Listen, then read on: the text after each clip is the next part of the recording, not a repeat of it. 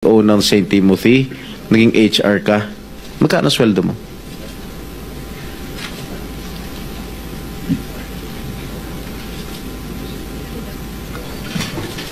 Mr. Chair, yung sweldo ko po noon, nasa 30 to 40 po. 1,000 a month. Right. Dito sa nakalap kong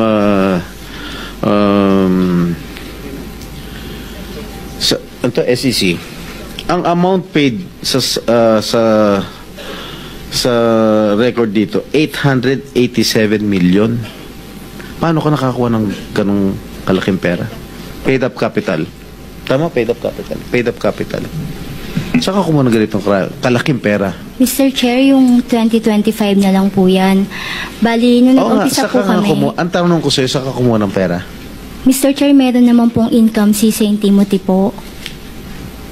Hindi, pera mo to eh. I mean, iba pa yung pera ng subscription ni Mary Faith Glynn, Jerry Panty. Ikaw ang pinakamalaki, 887 million. Mr. Chair, sino nagbigay din? Huwag na tayo magpaligoy-ligoy pa. Sino nagbigay ng pera sa'yo?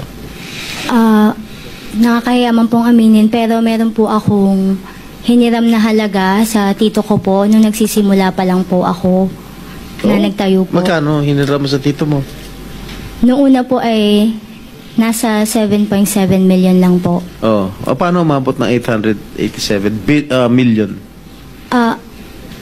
Nung kumikita na po si St. Timothy, wala po akong nilalabas na sarili ko pong kita.